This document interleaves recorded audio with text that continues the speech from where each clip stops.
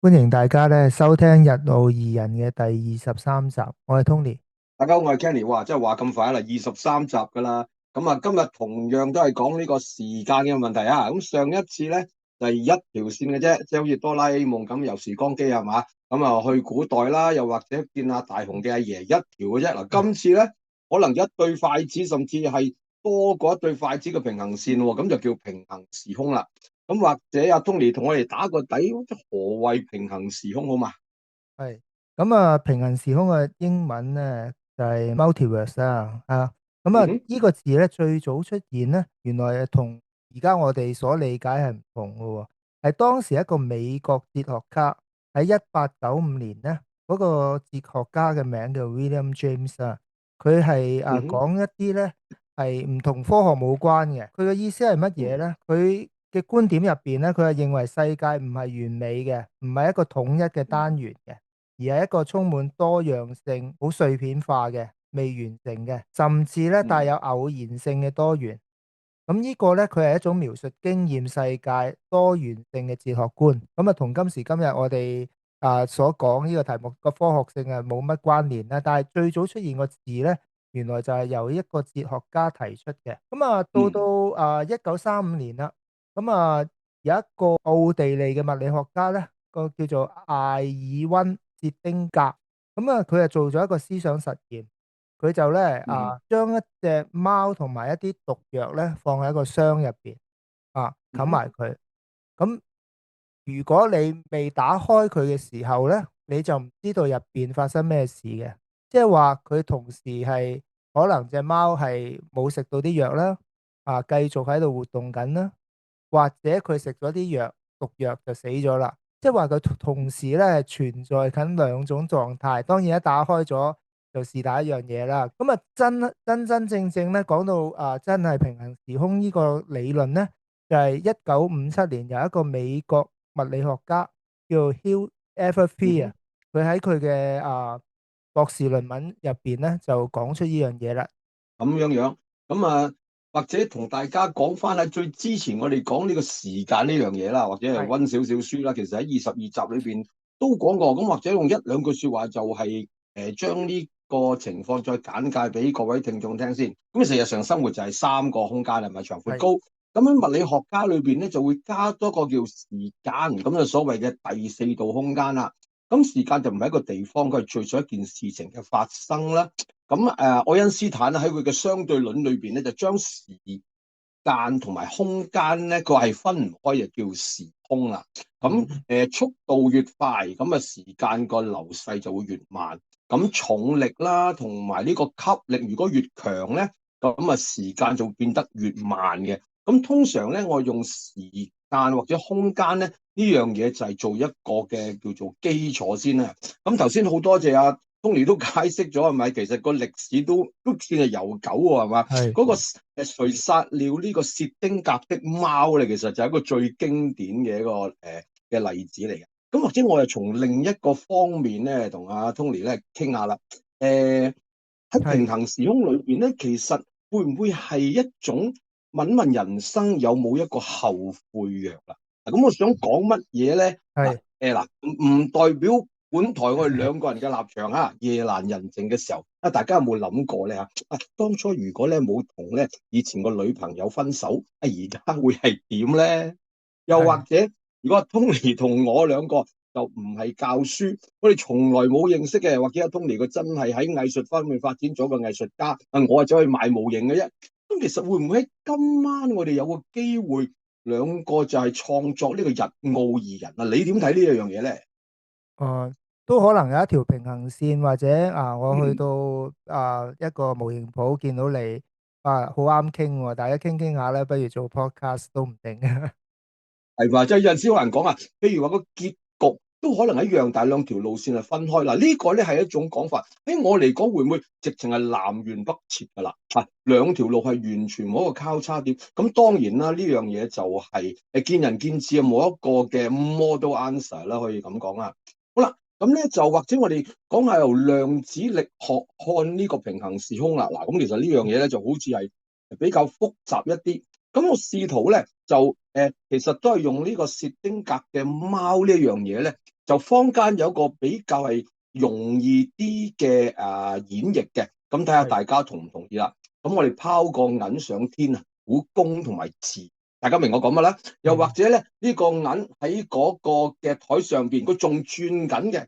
咁喺呢刻嚟講，佢亦都可以有機會出現個工人頭，亦有機會出現個字，係咪？直至到咧，我哋將我哋嘅手板撳落去先至會停啊嘛。其實平行時空係類似呢一樣嘢嘅。咁大家要想象啊，譬如我哋有一個好超級強大功能嘅顯微鏡。咁另外睇下微觀世界喎。咁原來咧，喺嗰個嘅原子核周圍咧，其實呢個負電嘅電子係環繞住嘅。其實應該大家有呢個觀念㗎。譬如話一啲嘅原子能嘅一啲嘅象徵啦，一啲嘅標誌啦，又或者係一啲嘅原子能發電一啲嘅商標，你又知啦，中間咪有個原子核嘅，旁邊又好似衛星咁走來走去嘅。呢一個情況咧，喺呢個嘅物理學家就話，如果當呢個狀態裏邊我哋冇睇見嘅時候，即係冇刻意去望嘅時候咧，其實佢有機會喺左邊，嗰粒負電子又有機會喺右邊嘅喎。咁即係話咧，其實個結果咧係要我哋真係拍咗個銀仔落去，你先至知㗎。好啦，喺我哋嘅世界裏邊啦，如果咧真係個銀啦跌咗落地，或者我哋揾個手掌一拍人頭，咁換個話，哦，你知啦，人頭啦嘛。咁如果呢個字嘅可能性就冇噶咯喎。咁但係一啲大膽嘅物理學家咧，佢就會有一個叫多世界嘅詮釋啊。我話唔係㗎，其實呢個嘅冇可能喺我哋呢個時空冇咋，但另一個可能嘅時空會存在喎。即係話咧，譬如話我隻手真係拍咗落個眼啦，喺宇宙 A 嗰度真係人頭嚟嘅。咁我估啱咗，我贏咗，我好開心啦。但係如果我哋假設有一個宇宙 B 咧，其實就分裂出嚟啦，嗰個銀出嚟係字嘅，咁字你估輸咗你就唔開心啦。原來咧咁嘅情況係兩個嘅平行宇宙嘅 A 同埋 B 都會出現嘅喎。咁你點樣睇呢件事咧，Tony？哦，暫時就冇乜答案住嘅。咁啊，但係咧，即係如果大家好影像化，想去知道咩平行時空，即係你冇乜概念嘅。咁其實嗯，坊間入睇戲邊㗎咯喎。係啦，有好多電視劇或者電影咧，都好影像化咧，去表達呢樣嘢嘅。例如好，請講。較早之前，例如 Netflix 嗰套 Marvel 嘅劇集Loki，咁入邊有個叫時間變異管理局嘅。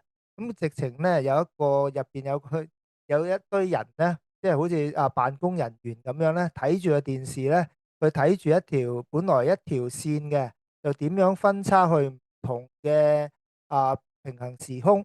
咁如果當中發生咩錯誤嘅，或者有人去令到個平行時空咧出現一啲變異咧，佢哋會派人咧去阻止嘅。另一哦，套咧就係又係 Marvel 嘅 Spider-Man 嘅 No Way Home 啦，三個同時嗯，期嘅蜘蛛俠咧係同一個時空出現去對付壞人啦。咁呢啲就係好影像化嘅。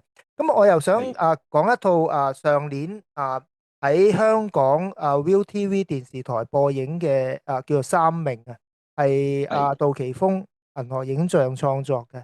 佢好多時佢嘅作品就係講人生探討命運抉擇啊。咁佢呢一套叫做《三命》嘅劇集咧，佢就有一個叫做主角啦，叫做洛澤順啦。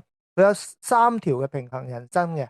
佢本身佢就好中意睇漫畫嘅啊。咁佢咧，但係咧，佢有一次嘅經歷咧，就令到佢咧去產生三種嘅唔同嘅選擇，而呢三種唔同嘅選擇咧，就會令到佢咧去走上唔同嘅人生。佢有一次咧，就係佢中學時期咧，佢追住一隻好紅色斷線嘅風箏嘅，一路追住佢啦，好好奇咁樣啦。咁咧，但係去到咁上下啦，佢又面對咗一個關鍵嘅抉擇。第一，佢就見到。如果佢見到佢爸爸有外遇喎，咁佢會唔會去了解咧，或者去點樣咧？或者佢見到個好朋友有麻煩喎，佢會唔會即刻去咧？又或者第三個選擇啦，就係佢見到一個好神秘嘅女仔，好吸引喎，佢要跟住佢去可能想認識個女仔咁樣。咁啊，佢唔同嘅選擇咧，係帶出咗唔同嘅平衡人生。例如第一條嘅，佢發現父親有外遇嘅，佢後嚟咧就成為漫畫家，好熱血佢去追夢啦。但係最後咧，佢嘅結局就係死喺漫畫店嘅一場火災入邊啦。咁如果佢係選擇第二條路嘅，見到個好朋友有麻煩啦，佢要去幫佢啦，佢後嚟就做咗公務員，好安穩，好踏實嘅。但係後嚟呢，佢就之後佢又重拾畫筆喎，最後係死於作畫台上邊，即係一路畫畫一路跟住個生命就消逝啦。咁如果佢選擇第三條，佢見到個神秘女仔，佢選擇係追住佢嘅，咁佢後嚟呢就做咗黑社會啦。咁嗯佢係因為一啲同漫畫有關嘅嘢去報仇啦，咁係後嚟咧就死於一場爆炸嘅事件嘅。咁全部三條線咧雖然都係唔同啊，但係佢本身係中意漫畫噶嘛，但係最後佢死嘅日子咧都係2024年4月28號嘅4點28分，全部都同漫畫有關嘅。咁呢個就係好有趣嘅一個，即係三條平行時空去匯聚又一齊嘅一個故事咁樣咯。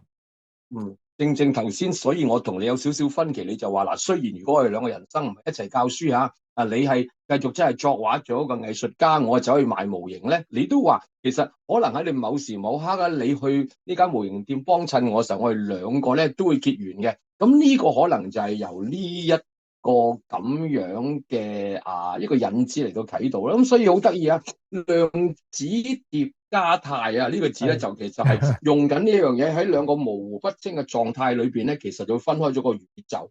咁量子疊加態咧，佢英文就叫 superposition。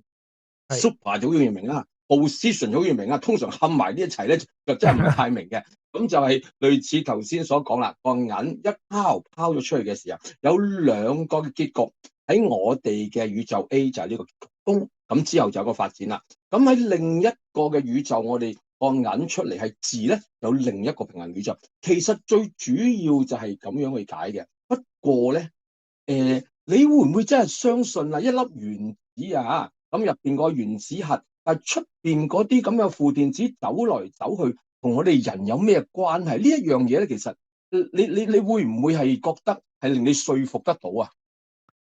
誒，科學嘅嘢真係好難講啊！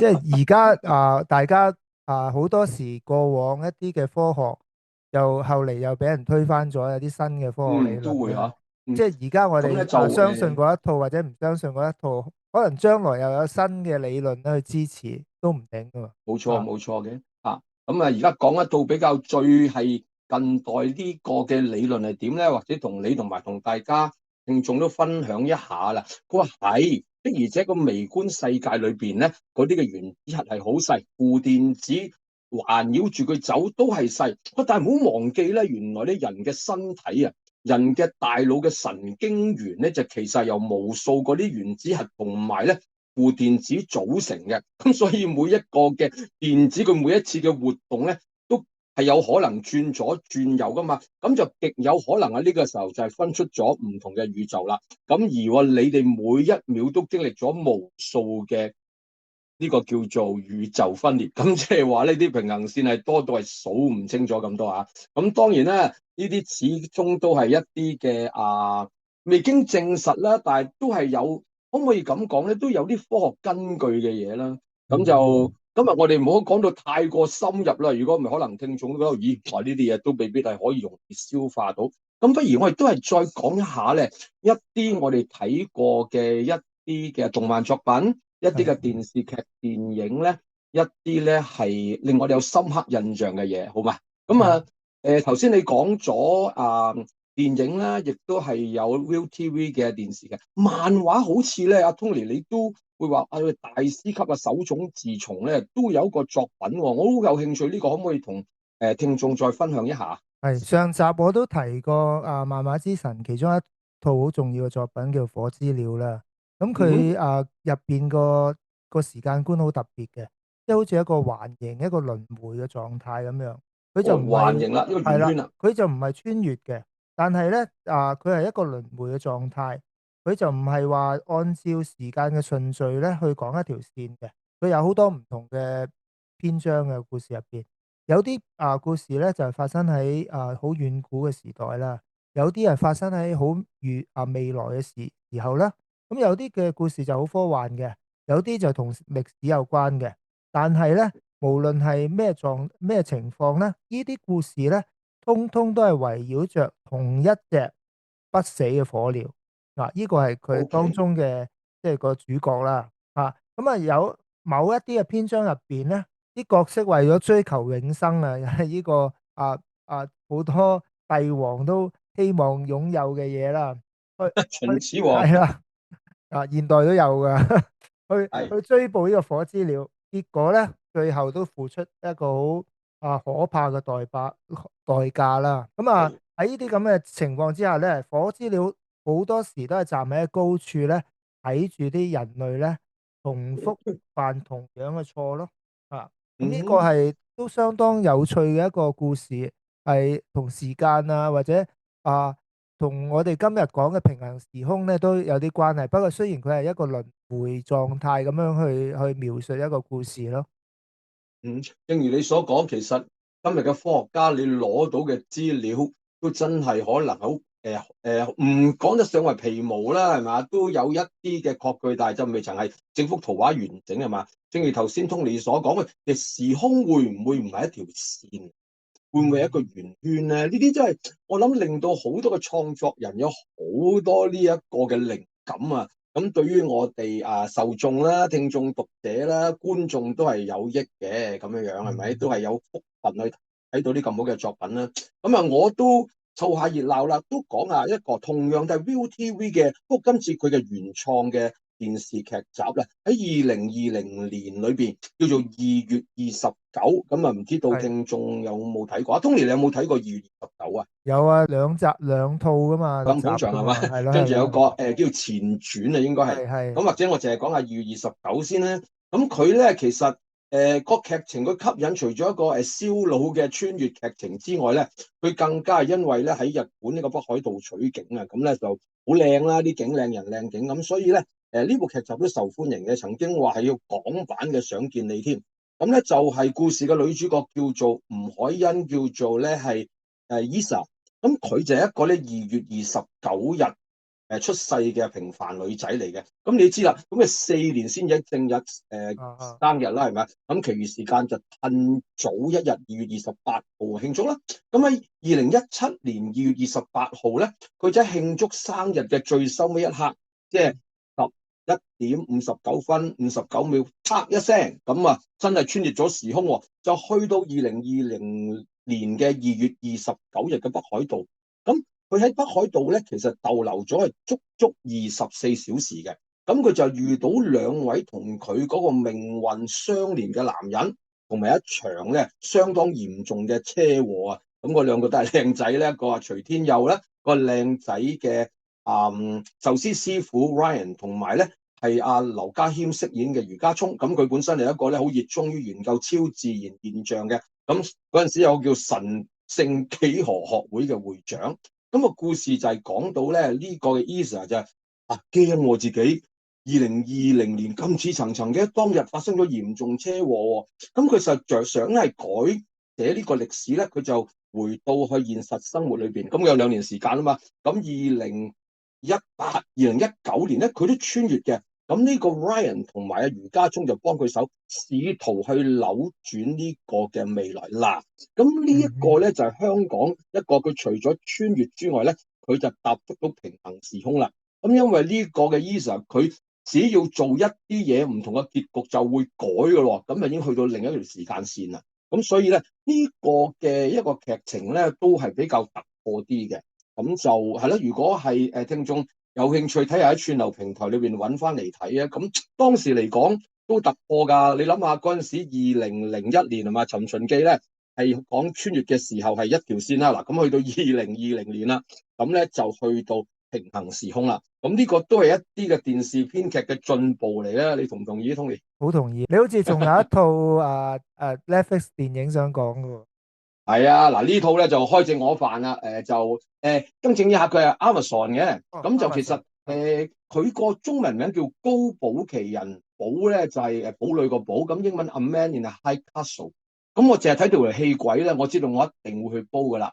佢就係講咩咧？佢話咧兩條嘅平行線先嘅，一條嘅平行線咧就係我哋而家咁啦，喺二次大戰嘅時候咧，就盟軍就打贏咗軸心國啦。咁結果咪今日嘅局面咯。咁但係另一條時間線咧，就係話德國咧係比起美國咧係早咗係研發到原子彈，砰一聲擺落美國。咁結果美國東岸咧就歸納粹軸心德國，咁喺西岸咧三藩市啊呢一個嘅洛杉磯咧就歸大日本帝國。咁你諗下呢條戲軌就已經係相當吸引啦。咁個故事嘅主角們咧就唔喺我哋呢個平行時空嘅喎，佢喺宇宙 B。咁即係話軸心國同埋日本打贏嗰一個嘅國度裏邊嘅。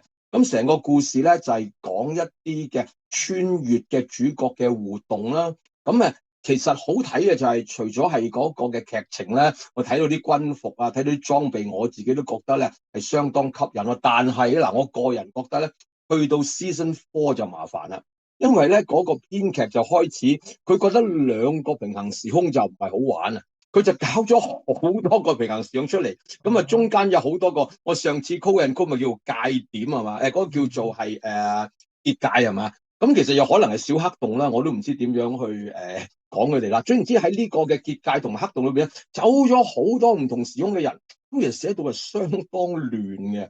咁我就覺得個結局我就麻麻地。不過由於佢係講緊平行時空啦，都係一啲係得意嘅劇集，咁同大家係再分享一下啦。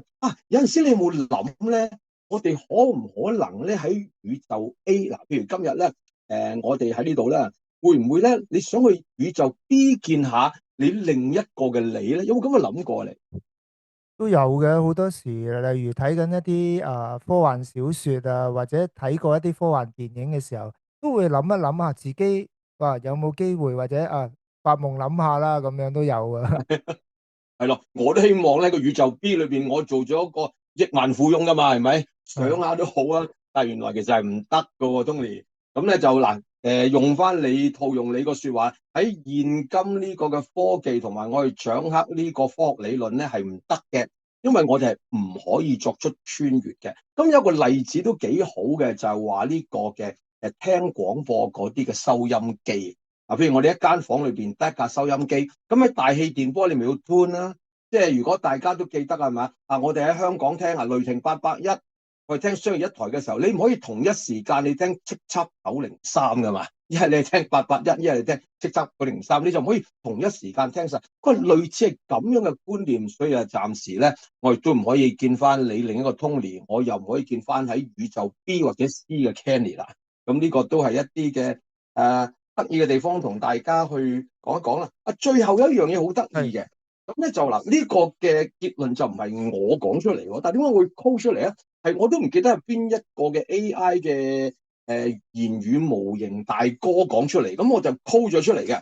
咁佢話咩咧？佢話咧係原子嘅物理學就告訴我哋有平行宇宙、平行時空啦。咁呢個講咗啦。但係咧平行時空呢樣嘢咧既殘酷咧，佢又溫柔嘅喎。個殘酷係因為我哋永遠都唔可以有另一個選擇，即係譬如我哋揀咗呢個選擇嘅時候咧，就算你後悔都唔得噶，我哋去唔到另一個嘅宇宙噶嘛。但係有啲溫柔嘅地方係咩咧？呢句精彩啦！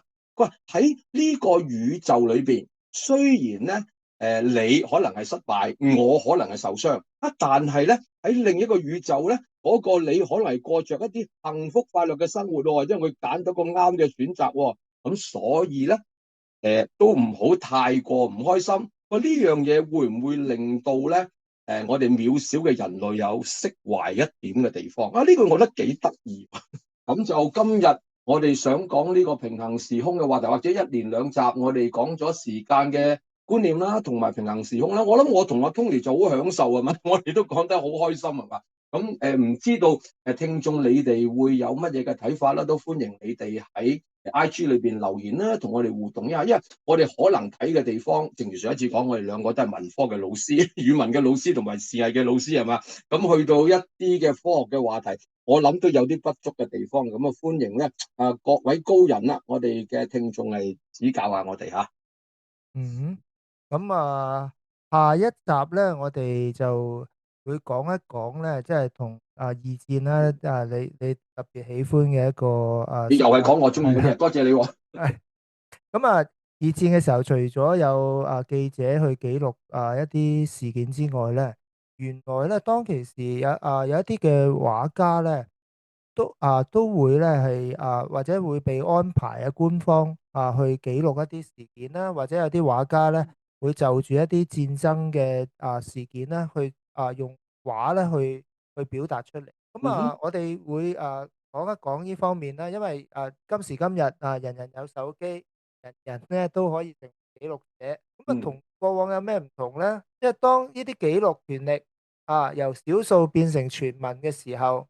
真相會唔會更加接近，定係更加係啦，混亂呢？究竟真相越辯越明啊，定係越嚟越混淆啦？你諗下喎，如果二戰嘅時候係咪一個嘅國家政府派你去戰地？咁講真，我覺得呢位藝術家咧都係相當之有心係嘛？咁講真啦，或多或少都有呢個性命㗎嘛，都值得我哋去敬佩喎，係咪？